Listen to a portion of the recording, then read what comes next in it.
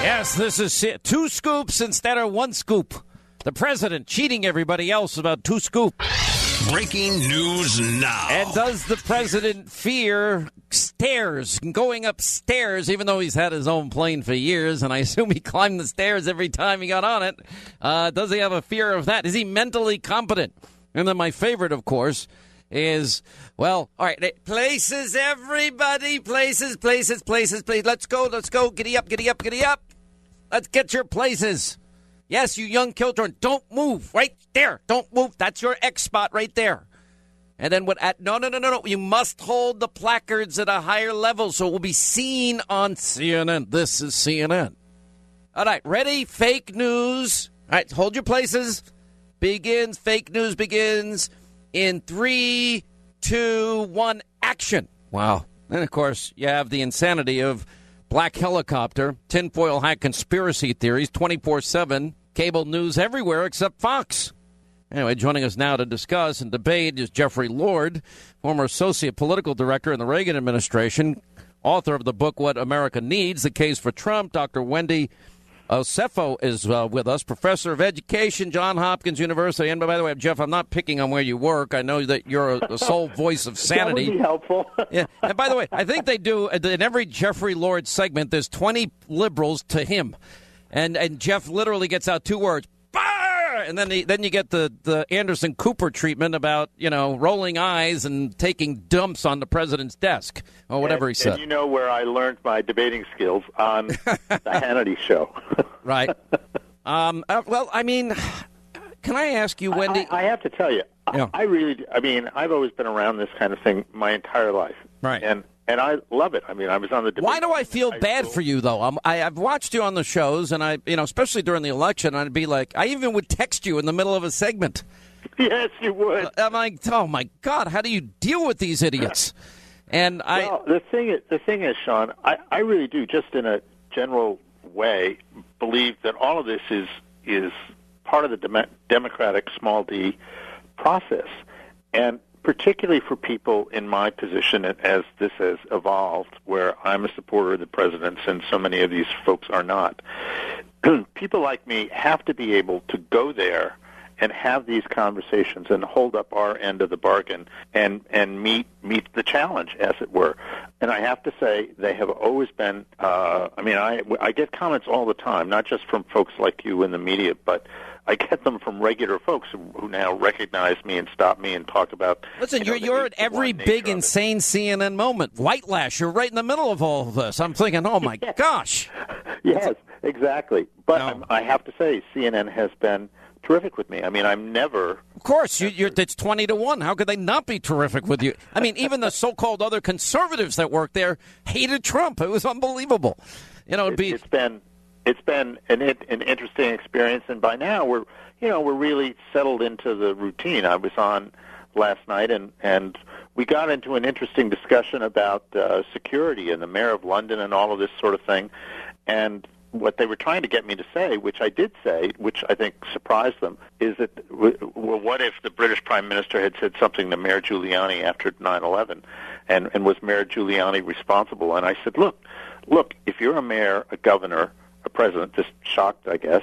I said, you're responsible for what happens. And I said, I don't think there's a day that Rudy Giuliani or George W. Bush don't have this thought going through their head. If I'd known this, what would I have done differently?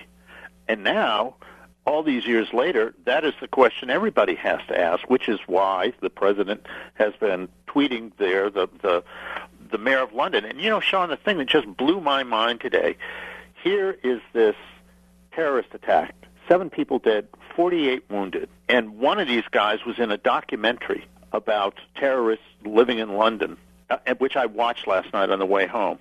And who does the mayor of London want to keep out of Britain? The president of the United States. Oh, no, it's good. And by the way, you got, the jihadi reality show, the jihadis next door.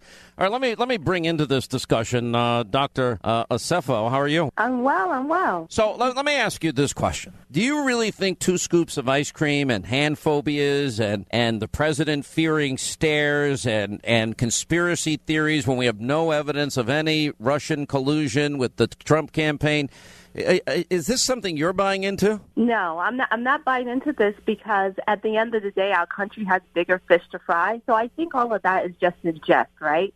But I think that wait. You think it's in jest? The left, absolutely. The left trying to take down a president. I don't see anything funny about it. Do you think it's funny what Kathy Griffin did? No, I do not think it's funny what Kathy Griffin did. I think that what she did was absolutely beyond reproach. Like, it was disgusting, to say the least. Jeff, how does somebody like Bill Maher, he's back on the air Friday. There's no Soros, Clinton funded, supported group that is out there demanding his firing. The same with Colbert, and the same, frankly, with all these liberals on cable TV. And Sean, I mean, as you know, I listen to you every day, and you and I are exactly on the same page here. I mean, I think what he said was appalling. He's not the first to say something appalling, but it is apparent to me. I mean, you just don't throw people off the air for this kind of thing. He's got a First Amendment right to free speech, and whether it's Bill Maher, well, I mean, God forbid, if you said something like that on the air, these people would be coming for you in a... Jeffrey, that's the issue. The issue is what you're saying, and that is my buzzword right there, is that this is not a political issue. What Bill Maher did is not good, but that has nothing to do with liberals and nothing to do with conservatives. So when we try to frame the issue to say if Sean would have said it, we would be coming for Sean, that's absolutely incorrect. If anyone would have said it, and I'm saying this as a black woman, if anyone would have said that term, we need to come at them with the same force, whether they're conservative or liberal. It's not a political issue, and I take offense to that. It has nothing to do with conservatives or liberals. It's an issue that has roots and tentacles in the African American community, and it needs to be addressed. It's not political. I mean, I don't think for a second that you don't pay the consequences for what you say on the air. But there is a difference between people choosing not to watch you and saying, we're going to force so-and-so off the air. That's where I draw the line. That's wrong. The only way, and Sean knows this better than anybody, the only way you don't get to keep your show, or should be, is because you don't have the ratings. That's it. Well, it should be that way, but it's not that way because... That's not true. That's right. That's true. It isn't. It isn't true. And by the way, I don't know conservatives until Melanie Morgan and Brian Maloney started their Fight Fire with Fire campaign and stopped the scalpings. And they said, fine, if this is the way it's going to be, this won't be a boycott, but we'll do the same thing you guys do to conservatives. We'll list your advertisers. We'll list the stupid stuff you people say on the left. And in here, it's out there for all the public to see. Now, I'd rather not. I mean, to me, it's a necessary evil, but it's caused by the left because of their out there scalp hunting every day. Any conservative, just like they monitor every second of every day, every conservative is on radio or on Fox. That's not true. I completely Excuse me. You don't know what you're talking about because there are people paid to monitor my radio show 3 hours every day. There are people paid to monitor every hour I do on TV.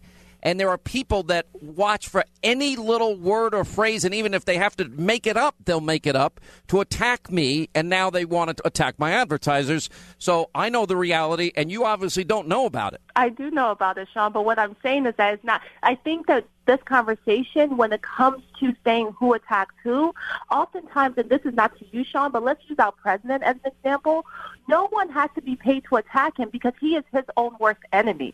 Right? So that is an issue in and of itself. Okay, when the media is reporting on how many scoops of ice cream, when the deep state intelligence is leaking on the president, when for literally almost a year now a conspiracy theory is advanced, when even major Democrats and every top intelligence agent that has spoken publicly on it said there's no evidence of collusion. I'm open to it, but there's been none, and you get thousands of hours of coverage. You don't see anything abusively unfair and biased about that? No, I don't see anything abusively unfair or biased about that. I think our president is his own worst enemy. And for him, who himself retweets conspiracy theorists himself, he sets himself up. And as far as Russia and collusion goes, then that will be settled on Thursday. We're going to hear what Comey has to say. But the president... Oh, okay. Well, let me tell you what Comey said back in May. Comey said in May, nobody's ever tried to obstruct justice in all the years he's been at the FBI. The meeting with Trump took place in January. His memo was written in January. Now, there's a law, 18 U.S.C. number 4, our code that says it's a felony if somebody tries to obstruct justice and you don't tell the Justice Department. Did you know that? Is Comey going to admit to a felony on Thursday? It'd be interesting to see if he does. He'll get off like Hillary. It'll be very interesting to see whether the president admits to the fact that he's having dinner tonight with Marco Rubio and Tom Cotton, who are the same people. Oh, my God. Oh, my God. He's having dinner with somebody. All right, hang on. Oh, wait, I'm actually having dinner tonight at some point. And it's probably going to be by myself, but there'll be a secret Russia narrative going on about that, too. Right, as we continue news roundup information overload, then we'll get to your calls in the final half hour of the program today. So much going on. It's unbelievable. Jeffrey Lord is with us and Dr. Wendy Osefo. Do you have any doubts that trying to take the president out? Because I have zero doubts, Jeffrey Lord. No, I think that there is. Sean, I just think this is remarkable. I think there's a terrific column today in the Wall Street Journal by Bill McGurn, which talks about the elites and how they hate, and particularly liberals, and how they hate middle America. I really do think that's what's going on, and I think that, in fact, what we've seen here is that when I went to the White House Correspondents' Dinner the other week in the black tie and all that, and meanwhile the president was here at the Farm Show Arena where there were 10,000 why would you ever go? In all my years on Fox, 22 years, I've never been to a White House Correspondents' Dinner, and I'm proud of it. I've been a couple times, and of course CNN asked me to do it, and I was their guest, and so I went, and I'd said yes long before the president announced his rally here. My point is that there were all these folks and you understand exactly what I'm saying here. Here were all these folks, black tie and evening gown, in the Washington Hilton, where the anti-Trump sentiment was fairly vigorous. Meanwhile, I'm getting texts from a reporter for the Harrisburg Patriot News and Penn Live up here. She is interviewing people standing in line. There were like 10,000 people here. And these people are standing in line very patiently to get in, and she's texting me that they're more enthusiastic for him now than they were before the election. That's the divide. That is the divide right there. And you see this played out in all kinds of ways, including on CNN, and I think you're picking it up on Fox. It is everywhere. And so, yeah, I do think there are people out there that want to take him down. They can't stand him for reasons that some of which have nothing to do with him, but gets back to their contempt for their fellow Americans, the kind of people who were standing in line here in the Farm Show. Yeah. And Wendy, what's your reaction to that? I don't think that that's something that's completely analogous to just Trump, right? At the end of the day, there were people trying to get Obama, there were people trying to get Clinton, there were people trying to get Bush. That is just the crux of the matter. If you are in that position, you have to know that you are a target. So I don't think that Trump is facing anything that any other president has not faced. Even when he made that comment that I am the president who is the most hunted, or people are trying to come for me, I thought that was really a slap in the face to presidents like John F. Kennedy, who was killed. At the end of the day, this is the position, and this is part of the position. So, yes, there's people trying to get at Trump, but again, that's not something that's completely just indicative of Trump. That's something that comes with the post. All right, we're going to leave it there. 800-941-SEAN is a toll-free telephone number. You want to be a part of the program. Thank you both for being with us.